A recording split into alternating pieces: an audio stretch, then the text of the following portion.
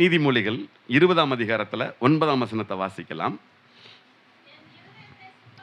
என் இருதயத்தை சுத்தமாக்கினேன், என் பாவமர துப்புரவானேன், என் பாவமர துப்புரவானேன் என்று சொல்லத்தக்கவன் யார்? யார் யார் யார் சொல்ல முடியும்?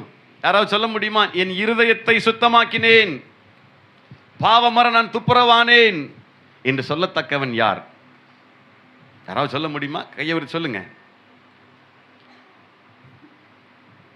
என் இருதயத்தை சுத்தமாக்கினேன், என் இரு சுத்தமா இருக்கு. யார் சொல்றீங்க? பாவமர நான் துப்புரவானேன், என்ற பாவமே இல்லை, நான் துப்புரவா இருக்கேன், சுத்தமா இருக்கேன். யார் சொல்ல முடியும்? கேட்கிறாருங்கயா, என்ன செய்யறது? இருதயத்தில் சுத்தம் உள்ளவர்கள் பாக்கியவான்கள், அவர்கள் தேவனை தரிசிப்பார்கள். அல்லேலூயா, அல்லேலூயா. இருதயத்துல தான் சுத்தம் வேணும். கர்த்தருக்கு மகிமை உண்டாகட்டும். நல்ல மனுஷன் தன் இருதயமாகிய நல்ல பொக்கிஷத்திலிருந்து நல்லவைகளை எடுத்து காட்டுகிறான். பொல்லாத மனுஷனோ பொல்லாத பொக்கிஷத்திலிருந்து பொல்லாதவைகளை எடுத்து காட்டுகிறான். கர்த்தர் எப்படி சொல்றாரு பாருங்க. நல்ல மனுஷன் அவன் இருதயத்திலிருந்து நல்ல காரியங்களை எடுத்து காட்டுறான். பொல்லாத மனுஷன் அவனுக்குள்ள பொல்லாப்பு தான் இருக்கு, பொல்லாதவர்களை தான் காண்பிக்க முடியும். இப்படி ரெண்டு இருதயத்தை கொடுத்து கர்த்தர் சொல்றார். ஆகவே நான் உங்களுக்கு சொல்லுகிறேன், உங்கள் இருதயத்தை மாற்றினால் உங்கள் வாழ்க்கையே மாறும். அல்லேலூயா. இது நல்ல வாய்ப்பாடு இன்னைக்கு நமக்கு சொல்லியிருக்கிறாரு. உங்கள் இருதயத்தை மாற்றினால் உங்கள் வாழ்க்கையே மாறும். உங்கள் இருதயம்ங்கிறது ஹார்ட் அல்ல, எண்ணங்கள், நினைவுகள், சிந்தனைகள். உங்கள் எண்ணங்களை மாற்றினால் உங்கள் வாழ்க்கையே மாறும். உங்கள் சிந்தனைகளை மாற்றினால் உங்கள் வாழ்க்கையே மாறும். உங்கள் நினைவுகளை நீங்கள் மாற்றினால் உங்கள் வாழ்க்கையே மாறும். அல்லேலூயா. அப்போ எல்லாவற்றை பார்க்கிலும் இருதயம்தான் திருக்குள்ளதும் மகா கேடுள்ளதமாக இருக்கிறது. இது யாராலையும் மாற்றவே முடியாது. இதுதான் இந்த மனுஷனோட இருதயம் எப்படிப்பட்டது அப்படின்னாக்க, அது திருக்குள்ளது, விதவிதமாக குறுக்குத்தனமாக யோசிக்கும், அது மகா கேடுள்ளது. கர்த்தருக்கு மகிமை உண்டாகட்டும்.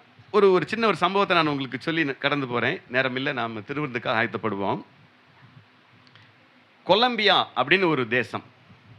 இந்த கொலம்பியா என்கிற தேசத்தில் மெடலின் அப்படிங்கிற ஒரு சிட்டி இருக்குது. சிட்டி ஆஃப் மெடலின் அப்படிம்பாங்க. அந்த மெடலின் என்கிற சிட்டியில் ஒரு திருவிழா நடத்துவாங்க. அந்த திருவிழா நடத்துறதுக்கு பூக்கள் திருவிழான்னு பேர். இந்த ஃபெஸ்டிவல் ஆஃப் ஃப்ளவர்ஸ் அப்படின்னு சொல்லுவாங்க.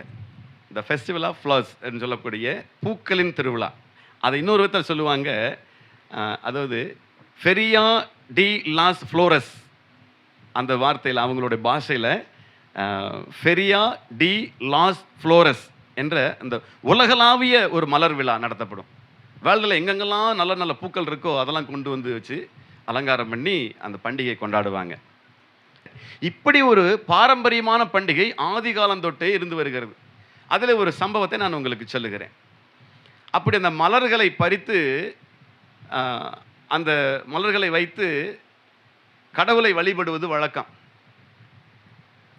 அதற்காக இந்த பூக்களை சேகரிப்பதற்காக ஒரு சிறுகதை போல் உங்களுக்கு சொல்லிடுறேன். அந்த மலர்களை சேகரிப்பதற்காக அந்த கூட்டம் கூட்டமாக ஜனங்கள் போவாங்களாம். பூக்களை பறிக்கலாம் வாங்கன்னு சொல்லிட்டு சின்ன பிள்ளைலாம் கூட்டிகிட்டு போவாங்க அப்படியே மலைகளுக்கு, காடுகளுக்கு. இந்த கொலம்பியா என்கிற அந்த மெடலின் சிட்டிங்கன்னா அது ஆப்பிரிக்க தேசத்தை சார்ந்தது. அது கிட்டத்தட்ட ஒரு எத்தியோப்பியா கண்ட்ரி, அவள் ஆப்பிரிக்க தேசத்தினுடைய ஒரு பகுதி, வடபகுதி. அப்போ அந்த இடத்துல போய் அங்கே பெரும்பாலும் பாலைவனம், மணல் பகுதி அதிகமாக இருக்கும். இங்கே போய் பூக்களை பறிப்பாங்க. எங்கே பூ இருக்கும்? அப்போ எங்கேயாவது ஒரு இடத்துல அப்படி இருக்கும். அதிசயமாக அந்த பூக்களை பறிச்சுட்டு வருவாங்க. அப்போ பூக்களை பறிக்க போகும்போது ஆதி காலத்தில் நடந்த ஒரு சம்பவம். ஒரு மரம் பேசுகிறது. இன்றைக்கி ஒரு மரம் உங்கள்கிட்ட பேச போகுது. அந்த பூக்களை பறித்து எல்லாம் பையில் நிரப்பிட்டு போவாங்க. மஞ்சள் கலரில், ஊதா கலரில், ரெட் கலரில், ஒயிட் கலரில், இப்படி கலராக பறிச்சுட்டு போவாங்க. அங்கே ஒரு மரம் இருந்தது. அந்த மரத்தின் பேர் மர் மரம். மர் மரம் ஞாபகம் வச்சுக்கோங்க. அந்த மர் மரம் அது எப்படிப்பட்டதுன்னா, அது குறுகிய தாவரம், கிட்டத்தட்ட ஒரு 6 அடி 7 அடி தான் உயரம் வளரும். அது அதிகமான முட்கள் இருக்கும், முள்ளாக இருக்கும். பாலைவன பகுதியில் வளர்றதுனால முள்ளுகள் அதிகமாக இருக்கும். அதில் பூக்கிற அந்த பூவானது மஞ்சள் கலரில் இருக்கும், சில ஊதா நிறத்தில் இருக்கும், சில நேரம் சிவப்பு நிறத்தில் கலந்து வரும். இந்த ஜனங்கள் இந்த பூக்களை பறிக்க ஓடுறாங்க. அப்போ இந்த மரத்தில் பூ இருக்குது, யாருமே பக்கத்தில் போக மாட்டேங்கிறாங்க. அந்த பூக்கிட்ட போகவே மாட்டேங்கிறாங்க, யாரும் இந்த பூவை பறிக்க மாட்டேங்கிறாங்க. இந்த மரம் அப்படியே ஆவலாக ஏங்கிட்டு இருக்கு, என்கிட்ட வந்து பூ பறிக்க மாட்டாங்களா, இந்த வேர்ல்டு வைடு கொண்டாடுற இந்த பண்டிகைக்கு, கடவுளுக்கு படைக்க போகிற இந்த பண்டிகைக்கு என்கிட்ட பூக்களை பறிக்க மாட்டாங்களான்னு சொல்லி ஏங்கிட்டு இருக்கு. என்ன காரணம் அப்படின்னு ஒரு பையன் போய் வேகமாக, ஆஹா நல்ல பூ, அழகான பூ, அது போய் பறிக்க போடுறேன்னே அவங்க தாத்தா அங்கேருந்து குச்சி விட்டு ஏறிறாரு. டேய் அந்த பூவை பறிக்காதரா போடா அப்படின்ட்டு. என்னாச்சு அப்படின்னு, ஏன் இந்த பூவை பறிக்கூடாதுங்கிறீங்க, ஏன் என்னை தடுக்கிறீங்கன்னு சொல்லி கேட்குறான். அப்போ அவர் சொல்கிறாரு, டேய் அந்த பூவு பயங்கரமான துர்நாற்றம் வீசும், அந்த பூவை பிடுங்கி வச்சுட்டா நீ அந்த ஒரு பூவை வச்சாக்கு இந்த இருக்கிற அத்தனை ஆயிரக்கணக்கான பூவும் நாத்தமாயிரும்டா. அந்த ஒரு பூவை கொண்டு வந்து வச்சா அவ்வளவு துர்நாற்றம் வீசும், அந்த பூவை யாரும் பறிக்க மாட்டாங்க, அதை அப்படியே விட்டுரு அப்படின்னு சொல்லி அவன் பையனை கூட்டிகிட்டு போயிட்டாங்க. அப்போ இந்த மரம் பார்த்துச்சான், ஏன் என்கிட்ட இந்த பூவை பறிக்க மாட்டேங்கிறாங்க, ஏன் எனக்குள்ள ஒரு இந்த துர்க்கிரியை, அந்த வாசனை, இப்படிப்பட்ட ஒரு வாசனை இருக்கு, ஏன் இப்படிப்பட்ட ஒரு வாசனையில் ஏன் என்னை ஆண்டவர் படைச்சாரு அப்படின்னு அது அழுக ஆரம்பிக்குது. அது அப்படியே அழுக ஆரம்பிக்குது. யாருமே என்னை வந்து தொட்டு கூட பார்க்கலையே, என்னை கண்ணீரட்டு கூட பார்க்கலையே, என்னை பார்த்துறனே ஓடி போகிறாங்களே, நான் அப்படி என்ன தவறு செஞ்சேன் ஆண்டவா, ஏன் எனக்கு இந்த ஒரு சூழ்நிலை அப்படின்னு அந்த மரம் அழுகுது, கண்ணீர் விடுது. அந்த கண்ணீர் விட அந்த மரத்தினுடைய நடுப்பகுதியிலிருந்து வெடிப்பு ஏற்பட்டு அதுலேருந்து கண்ணீர் துளிகள் வெளியே வந்தது. இது உண்மை சம்பவம். கண்ணீர் துளிகள் வெளியே வந்தது. அந்த கண்ணீர் துளிகள் வெளியே வர அதனுடைய இருதயமெல்லாம் சுத்தமாகிறது. ஹார்ட் ஆஃப் த ட்ரீ அப்படிம்பாங்க, அது நடுத்தண்டு. அந்த ஹார்ட் ஆஃப் த ட்ரீ, அந்த நடுத்தண்டு பகுதியிலிருந்து அது அப்படியே வெடித்து வெளியே கண்ணீராக ஊற்றுகிறது. அது கண்ணீராக ஊற்றி அழுது அந்த கண்ணீரெல்லாம் அப்படியே காய்ந்து ஒரு பிசின் போல அது உருவாகிறது. கொஞ்ச நாள் கழித்து அதே பகுதியில் வந்தாங்க. ஒரு நல்ல வாசனை வருதே, ஒரு அழகான வாசனை வருதே, எங்கிருந்தோ வாசனை வருதே அப்படின்னு பார்த்தா அதே மரத்தில் வந்த அந்த கண்ணீர், அந்த மரத்தின் கண்ணீர் வந்து பார்த்தாங்க. அந்த பிசினை எடுத்தாங்க, அதை எடுத்து உடைச்சு மோந்து பார்த்தாங்க. பயங்கரமான வாசனை, இந்த உலகத்தில் எங்கேயும் அந்த வாசனையை பார்க்க முடியாது, அவ்வளவு பெரிய வாசனை. அதை எடுத்து கொண்டு வந்தாங்க. அதை எடுத்து கொண்டு வந்து வீட்டில் வச்சு புகையை போட்டாங்க. அது பயங்கரமான வாசனை. அந்த ஊரல்ல, பக்கத்து ஊரல்ல, பக்கத்து தேசம் வரைக்கும் அந்த வாசனை பரவக்கூடிய அளவுக்கு அந்த வாசனை இருந்தது. அதுதான் வெள்ளை போலம். வெள்ளை போலம், MYRRH, மிர் அப்படின்னு சொல்லக்கூடிய மர்மரம். அந்த மர்மரமானது தன் கண்ணீரையெல்லாம் வடித்ததற்கு பிற்பாடு அந்த வெள்ளை போலத்திற்கு மற்றொரு பெயர் உண்டு, the tears of the tree. இது மரத்தின் கண்ணீர் என்று அதற்கு பேர் வைத்திருக்கிறார்கள். நீங்கள் வேணால் உங்கள் டிக்ஷனரியில், உங்களுடைய கூகுளில் நீங்கள் போட்டு பாருங்கள், the tears of the tree, மரத்தின் கண்ணீர் என்று அதற்கு அர்த்தம். அருமையான கர்த்தருடைய பிள்ளைகளே, அந்த வெள்ளை போலத்தை தான் இயேசு கிறிஸ்து பிறந்தப்பவே கொண்டு வந்தாங்க. அதை விட விலை மதிக்க முடியாது ஒன்றுமே இல்லைப்பா. இயேசு கிறிஸ்து பிறந்த பொழுது 3 ஞானிகள் கொண்டு வந்த பொருட்களிலே முதன்மையானது பொன்னும் தூபவர்க்கமும் வெள்ளை போலம். வெள்ளை போலம் தான் தூபவர்க்கம். பொன்னும் தூபவர்க்கமும், இன்னொன்று என்ன, 3 பொருள் என்னென்ன? வெள்ளியும் பொண்ணு தானா? சரி, பொண்ணும் தூபவர்க்கம் மட்டும் ஞாபகம் இருக்கு. 3 பேர் வந்தாங்கல்ல, கண்டுபிடிச்சு சொல்லுங்க. கர்த்தருக்கு மகிமை உண்டாகட்டும். அந்த தூபவர்க்கமான வெள்ளை போலம் இன்றைக்கு இந்திய விலையில் 100 கிராம் 73,000 ரூபா. 100 கிராம் வெள்ளை போலம் 73,000 ரூபா. ஒரிஜினல் வெள்ளை போலம். அது விலை மதிக்க முடியாத ஒரு பொருளாக மாறிவிட்டது. ஏன் தெரியுங்களா? அன்றைக்கு அந்த மரம் வடித்த கண்ணீர். அந்த மரம் வடித்த கண்ணீர் இன்றைக்கு விலை மதிக்க முடியாத ஒரு பொருளாக மாறிவிட்டது. தேவனுக்கு முன்பாக அல்லது உன்னதமான கடவுளுக்கு அது வாசனை கொடுக்கக்கூடிய ஒரு வாசனை பொருளாக அது மாறிவிட்டது. வானத்திலிருந்து பூமிக்கு வந்த பரலோகத்திலிருந்து இறங்கி வந்த மனுஷகுமாரனுக்கு கூட அந்த வெள்ளை போலத்தை கொண்டு தான் அவரை கொண்டு வந்து வணங்குகிறாங்க, அவரை துதிக்கிறாங்க, ஆராதிக்கிறாங்க. அப்படிப்பட்ட பொருளாக மாறிவிட்டது. அதே போலத்தான் உங்கள் இருதயமும் உடைக்கப்பட வேண்டும் என்று கர்த்தர் விரும்புகிறார். உங்கள் இருதயம் உடைக்கப்பட்டால்தான், உங்கள் கண்ணீர் வெளியே வந்தால்தான் உங்கள் மதிப்பு உங்களுக்கு தெரியும். உங்கள் கண்ணீர் வெளியே வருகிற பொழுது அது விலை மதிக்க முடியாத ஆசீர்வாதங்களை கர்த்தரிடத்திலிருந்து கொண்டு வரும் என்பது மாறாத உண்மை. அல்லேலூயா. அப்போ உங்கள் இருதயம் என்ன ஆகணும்? உடைக்கப்படணும். வீண் வைராக்கியம், வீண் பெருமை, உங்கள் இருதயம் உடைக்கப்பட்டால்தான் நீங்கள் நற்கந்தமாக இந்த பூமியிலே இருக்க முடியும். தேவனுக்கு வாசனை தருகிற ஒரு மரமாக நீங்கள் மாற முடியும். உங்கள் இருதயம் உடைக்கப்பட்டிருக்கிறதா? என்னைக்காவது நீங்கள் செஞ்ச தப்பை குறித்து என்னைக்காவது உடனே அழுதுருக்கிறீங்களா? நீங்கள் செய்த தவறான காரியங்களுக்கு என்னைக்காவது முழங்கால் போட்டு கண்ணீர் வடித்து நீங்கள் அழுது ஜெபம் பண்ணியிருக்கீங்களா? உங்கள் குடும்பத்தில் இருக்கிற காரியங்களுக்காக, குடும்பத்தில் வந்த கஷ்டங்களுக்காக, பிரச்சனைகளுக்காக, கடன் பிரச்சனைகளுக்காக, உயிர் போராட்டங்களுக்காக, வியாதிகளுக்காக நீங்கள் கண்ணீர் வடித்ததுண்டா? உங்கள் இருதயம் உடைக்கப்பட்டிருக்கிறதா? நீங்கள் இழந்து போன பொருட்களுக்காக, இழந்து போன ஆஸ்தி அந்தஸ்துகளுக்காக கண்ணீர் வடித்ததுண்டா? உங்கள் உறவினர்கள் ஒருவேளை இறந்து போனால் ஒரு நாள் அழுவாங்க, 2 நாள் அழுவாங்க, ஒரு வாரம் கூட அழுவாங்க, ஒரு மாதத்தில் மாறிடும். அதுக்காகத்தான் 40ஆவது நாள் துக்க நிவர்த்தி கூட்டம் வைக்கிறாங்க. 40 நாள் எல்லாம் மாறிடும். அதுக்கு மேலே அழ மாட்டாங்க. அப்புறம் யாராவது சொந்த பந்தம் வந்தாக்க நினச்சி பார்த்து அழுவாங்க. அப்புறம் அதுவும் மறந்து போயிடும். 20 வருஷம் கழித்து அவர் போனது நல்லதுப்பா அப்படின்ட்டுருவாங்க. அந்த அழுகையெல்லாம் கொஞ்ச நேரம் தான், கொஞ்ச நாட்கள் தான். ஆனால் உண்மையாகவே உங்கள் உள்ளம் உடைந்து நீங்கள் அழுவீர்களானால், உங்கள் இருதயம் உடைக்கப்படுமானால் வெற்றி நிச்சயம். அல்லேலூயா.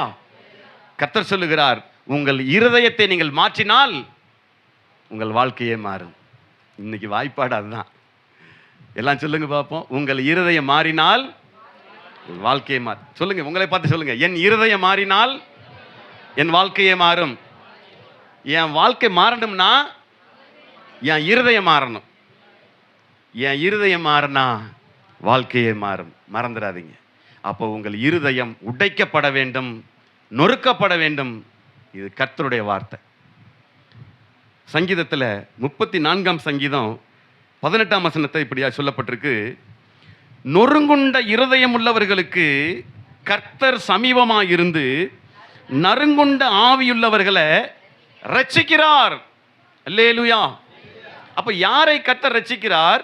நொறுங்குண்ட இருதயம் உள்ளவர்களை அவர்களுக்கு கர்த்தர் சமீபமாக இருந்து நறுங்குண்ட ஆவியுள்ளவர்களை ரட்சிக்கிறார். நீங்க இருதயத்தில் நொறுக்கப்படணும். அப்பதான் கர்த்தர் உங்களை ரட்சிக்க முடியும், மீட்க முடியும். வீராப்பா நின்றுட்டு நான் இப்படி தான் இருப்பேன், ஆண்டவர் எனக்கு ஆசீர்வாதத்தை கொடுத்துட்டு போக சொல்லுங்க, நான் இப்படித்தான் வாழ்வேன், அவர் வேணும்னா எனக்கு கொடுத்துட்டு போக சொல்லுங்கன்னா நிச்சயமா கிடைக்காது. என்னைக்கு உங்க இருதயத்தை தாழ்த்துகிறீர்களோ, இருதயத்தில் உடைக்கிறீர்களோ, நொறுக்கப்படுகிறீர்களோ, அன்றைக்கு தான் உங்களுக்கு விடுதலை. அன்றைக்கு தான் கர்த்தர் அதை பார்க்கிறார். அது வரைக்கும் பார்க்க மாட்டார். மேட்டிமை உள்ளவனையோ கர்த்தர் தூரத்திலிருந்து அறிகிறார். நீ தூரத்தில் இருக்கும்போது தெரியும் அவருக்கு உன் இருதயம் எப்படிப்பட்டது, மேட்டுமையா இருக்கா, எப்படி இருக்கு. தாழ்மை உள்ளவர்களுக்கோ கிருபை அளிக்கிறார். நீ தாழ்மை உள்ள இருதயம் உள்ளவரா இருந்தா நிச்சயமா உங்களுக்கு கிருபை கொடுக்கிறவர். கிருபை என்றால் கிரேஸ், கிரேஸ் என்றால் தகுதி இல்லாதவனையும் தகுதிப்படுத்துவதுதான் கிருபை. அப்போ உங்க இருதயத்தை சோதித்தறிகிற கர்த்தர் சொல்லுகிறார், உங்கள் இருதயத்தை மாற்றினால் உங்கள் வாழ்க்கையே மாறும். அல்லேலூயா, அல்லேலூயா. கர்த்தருக்கு மகிமை உண்டாகட்டும். யோவேல் தீர்க்கதரிசன புத்தகத்தில் 2ஆம் அதிகாரம் 12ஆம் வசனம் முதல் 16ஆம் வசனம் வரைக்கும் நீங்கள் வாசிச்சு பாருங்க. அதில் குறிப்பாக 12லேருந்து 2-3 வசனத்தை மட்டும் வாசித்து நாம் நிறைவு செய்வோம். ம் ம் ம் ம் ஆ ஆ எப்படியெல்லாம் திரும்ப சொல்கிறாரு? உபவாசத்தோடும் அழுகையோடும் புலம்பலோடும் உங்கள் முழு இருதயத்தோடும் என்னிடத்தில் திரும்புங்கள் என்று கர்த்தர் சொல்லுகிறார். நீங்கள் உங்கள் வஸ்திரங்களை அல்ல, அல்லேலூயா, உங்கள் வஸ்திரங்களை கிழிக்காதீங்க, இருதயத்தை கிழிங்க. உங்கள் தேவனாகிய கர்த்தரிடத்தில் திரும்புங்கள். அவர் இரக்கமும் மன உருக்கமும் நீடிய சாந்தமும் மிகுந்த கிருபையும் உள்ளவர். அவர் தீங்குக்கு மனஸ்தாபப்படுகிறவருமாய் இருக்கிறார். ஒருவேளை அவர் திரும்பி மனஸ்தாபப்பட்டு போஜன பள்ளி அல்லேலூயா. அதனால கர்த்தர் சொல்றாரு, ஆதலால் இந்த வார்த்தையை கேட்டிருக்கிற கர்த்தருடைய ஜனங்களே, பிள்ளைகளே, உங்கள் இருதயத்தை உடைங்க. வஸ்திரத்தை கிழிக்காதீங்க, சட்டை கிழிச்சிட்டு அழுகாதீங்க, இருதயத்தை கிழிச்சு அழுங்கிறார். ஆகவே இதை கேட்கிற கர்த்தருடைய பிள்ளையே, நீங்கள் இப்பொழுதே உபவாசத்தோடும் அழுகையோடும் புலம்பலோடும் உங்கள் முழு இருதயத்தோடும் என்னிடத்தில் திரும்புங்கள் என்று கர்த்தர் சொல்லுகிறார். உங்கள் வஸ்திரங்களை அல்ல, உங்கள் இருதயங்களை கிழித்து உங்கள் தேவனாகிய கர்த்தரிடத்தில் திரும்புங்கள். அவர் இரக்கமும் மன உருக்கமும் நீடிய சாந்தமும் மிகுந்த கிருபையும் உள்ளவர். அவர் தீங்குக்கு மனஸ்தாபப்படுகிறவருமாய் இருக்கிறார். அல்லேலூயா, அல்லேலூயா. கர்த்தருக்கு மகிமை உண்டாகட்டும். எத்தனை பேர் உங்களை இருதயங்களை கிழிக்க ரெடியா இருக்கீங்க? ஆமென். ஆண்டவரே, நான் பாவியான மனுஷன், நான் நிறைய தாறுமாறா சிந்திச்சிருக்கிறேன், என் எண்ணங்கள் சிந்தனைகள்லாம் பல நேரம் வித்தியாசமா இருந்திருக்கு, அதெல்லாம் மாத்துங்க ஆண்டவரே. நான் சொல்றேன், உங்களுக்கு வர்ற ஆசீர்வாதத்துக்கு தடையே அதுதான். எல்லாம் செய்யறதெல்லாம் செஞ்சு விட்டு ஒன்றும் தெரியாத மாதிரி மேக்கப்லாம் போட்டு பவுடர்லாம் போட்டு சென்டெல்லாம் அடித்து போய் நின்னாக்க பெரிய மனுஷன் நினச்சிருவாங்களா? உனக்குள்ள இருக்கிற சின்ன புத்தி யாருக்கு தெரியும்? கர்த்தருக்கு தெரியும். ஏய், அவன் புத்தி எனக்கு தெரியுமான்றுவார். அப்படிப்பட்டவங்க கர்த்தரிடத்தில் ஏதாவது பெற்றுக்கொள்ளலாம் என்று நினச்சிடாதீங்க. உங்கள் இருதயம் உடைக்கப்படணும்.